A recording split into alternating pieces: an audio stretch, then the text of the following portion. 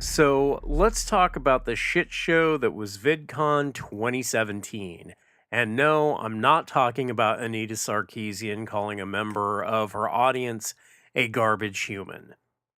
For those of you who don't know what VidCon is, it's YouTube's annual convention in Anaheim, California, and it's basically a meetup where YouTubers can meet their fans. Now, I was planning on going this year since I have this new channel, and meeting potential fans would be great. But I'm starting to think that might not be such a great idea. Why, you ask? Well, the big panel discussion this year seemed to be feminists talking about cyberbullying, I guess, which is really funny because I think insulting the character of an attendee from your panel would fall under the definition of actual bullying. But what do I know? Then, to show that only men are bullies, I guess, VidCon and the fringe of the internet rose in defense of Sarkeesian belittling an audience member. So that got me looking at VidCon's panel. I wanted to know what I might walk into if I did attend in 2018. The first thing I noticed was I didn't really know who the majority of the guests were. When I skimmed through the list, it was like BuzzFeed, BuzzFeed, BuzzFeed, BuzzFeed, BuzzFeed, Young Turks, BuzzFeed, BuzzFeed, BuzzFeed, BuzzFeed, and Casey Neistat. Remember him? Hillary Clinton. I will be voting for Hillary Clinton. How'd that work out for you? Personally, I'd be afraid Hillary Clinton would want a refund and I'd end up in a ditch somewhere with a couple of bullets in me. Seth Rich, DNC leaker. So, the guests I do recognize are hardcore progressives like Anita Sarkeesian and BuzzFeed. Now, BuzzFeed, who apparently seems to hate white people and will tell you every chance they get, like here, look at those like to dislike ratios. Who cares as long as you get those sweet, sweet views? So while both of those channels are ass, I figured, okay, maybe it's based on high subscriber counts, which is usually a really good way to gauge the popularity of a channel.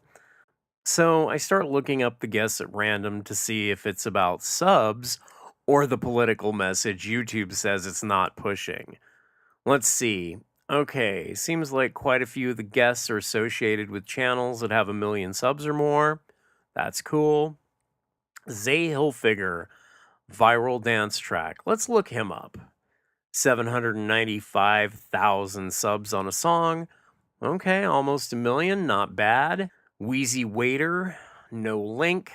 582,000. That's a 500,000. That's not bad. Zach Anner, a disabled YouTuber, has 340,000. Okay, that's pretty good. Some Brothers Gregory, and one is a girl. Wow, that's progressive. 228,000 subs. Wonder why they made the cut with such a low sub count. Oh, look, there's a vid where Trump sounds like he wants Putin's dick. Because Russia, remember that? There's also lots of pro-Obama stuff over there. Whitey hating Francesca Ramsey, who is the SJW mouthpiece over at MTV Decoded, has a whopping 240,000 subs, whose dislikes greatly outnumber likes and at best are almost tied, but only at really low numbers. Let's see here. Team Two Moms is apparently a lesbian couple raising kids. That's got to be a super popular channel, right? I'm sure they have a huge sub count, and YouTube isn't having them as guests to fit any kind of agenda, and 127,000 subs. Wow. Not the popularity I was expecting. Well, I'm sure it's going to get better. Tonio Skits, 3.3 million subs. How do I not know who he is? Hey, he's only got 34,000. What the? Oh, 3.3 million on all of social media. That's a little dishonest there, don't you think, YouTube? Maybe just a little. And maybe that's why I don't have a clue who most of your guests are. Oh, look, Skittles. Oh, it's a drag queen SJW with 22,000 subs. Shocking. So, up next is Super Sam Stuff. And YouTube tells me he's like Batman. They promise. So let's see what this guy is all about. And 14,000 subs. Are you kidding me? Why would YouTube want a guy with such a low sub count as a featured guest? Well, the answer is right here in a video called This Isn't About Him. And no, it's not about his ex-boyfriend. It's about President Trump and how upset he was when he won the election. Well, let's take a look, shall we? I think like a lot of people just all over the world, I'm kind of going through spouts of, I think rage would be too angsty a word to use, but I guess it's the closest thing I can find, followed by lulls of like, you know, depressed composure and evaluation. I'm far more upset than this video would have you believe. I fell asleep in the early hours of the morning before it had been officially called, but when it became pretty clear that, you know, it would have taken a miracle to change things, and if we hadn't had one yet, it wasn't going to happen. What upsets me isn't that he won. What's upsetting is that we live in a world in which the conditions for a victory for a person such as that can exist, when there was no more hope. Now, I saved the best for last, the cream of the crop, the real star attraction over at Vidcon. None other than Sarah Ullman. Sarah Ullman from One Vote at a Time. Let's just read that bio that Vidcon put up for her, shall we? Ahem.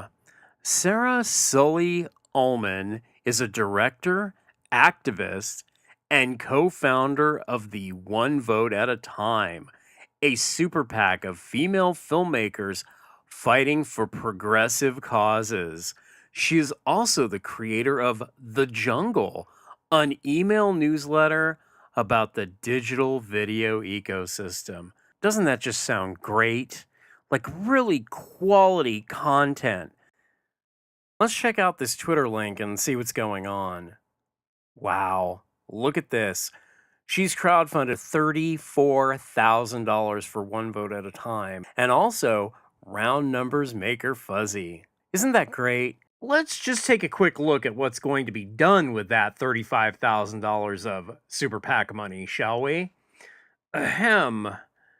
Turn Virginia blue by joining a people-powered progressive Super PAC with a preferred donation of $30. I wonder how they're going to turn Virginia blue with their $35,000. I'm sure that it is an amazing and complex plan, being as Sarah is such an expert at all things marketing and business. And they're going to make a commercial. No, 2 commercials, actually. That is incredibly lame. Now let's check the web link. The master plan website. Thinking of a master plan? Full stack digital video counseling, digital content strategy, creative development, YouTube channel management, audience growth, analytics expert, marketing production, YouTube certified. That is just impressive. It looks like we have a real YouTube power player here. So let's take a look at the jungle. Okay, the jungle seems to be part of the master plan website. And let's take a look at what this YouTube expert has going on. The jungle. Deciphering the YouTube ecosystem with curation, news, and analysis. Let me be your YouTube Sherpa. Once a week, usually on Wednesdays, I'll send you news, videos, links, and analysis. Wow, I'm amazed. It looks like YouTube really picked the right guest with this one. She has to have what? 1 million? No, probably at least 5 million subs. She's a real feminist. Now let's go look at her YouTube and see that quality content. Well, wait, that's weird. I see an internet link and I see a Twitter link, but no YouTube link. Well, that's okay. We'll just go to YouTube and search for 2 subscribers. Okay? Just let that sink in for a minute. A featured guest at YouTube's big event has 2 subs on the platform. Almost like YouTube's pushing an agenda. I wonder what that could be. So if you're confused as to why any of this matters, let me explain it. A convention is basically a meeting of a group of people, fans if you will, with a mutual interest in something. In this case, it's YouTube's content creators, but in the case of the San Diego Comic-Con, it's fans of comic and nerd culture. When someone goes to a convention, why are they going? Because they're fans of the people and the content appearing at the convention. When Comic-Con brings out the cast of the latest Marvel or Star Wars movie, they're doing it for the fans. More precisely, to sell tickets to the fans. It's the literal definition of fan service. Guests at conventions are treated like royalty. They're comped not only into the convention, but airfare, hotel rooms, meals, and sometimes drivers are comped by the event. If a guest does a panel where they speak, they're most likely being paid a pretty decent sum of money. So it's in the convention's best interest to book guests with the most fame and the largest fan bases. Okay, who would you rather see? The cast of the new Star Wars movie, or the guy that just shot a movie on his old camcorder in his backyard starring all of his friends? Sure, the backyard movie might be entertaining, but do you really want to pay to see that guy speak?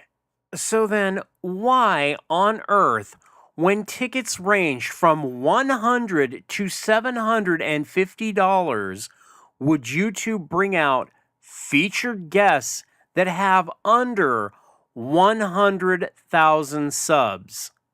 Sub count is an actual representation of their fan base on the YouTube platform. And most galling to me was this disclaimer at the bottom of the page. It's been really hard for us to draw the line between an attendee and a guest. Really? Has it? Has it really now? Well, that's bullshit right there. Use subs and views and it gets really easy. Here's just a few popular YouTubers that weren't special guests at Vidcon 2017. Transgender YouTuber Blair White has 325,000 subs. Red Letter Media with 570,000 subs. Milo Yiannopoulos has 623,000 subs.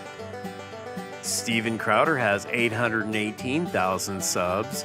Paul Joseph Watson has 973,000 subscribers. Mark Dice has over 1 million subs. The Amazing Atheist has over 1 million subs. Lacey Green, she has 1.5 million subs. Oh, wait, what? Oh, she's not? Okay. Oh, I guess she's not a feminist anymore. Keemstar, his Drama Alert channel has 1.9 million. And Alex Jones has over 2 million subs. Leafy is here, 4.3 million subs. iDubbbz has 4.5 million subs. PewDiePie with almost 56 million subs. What is that? Oh, he's a Nazi now. Oh yeah, because the Washington Post said so.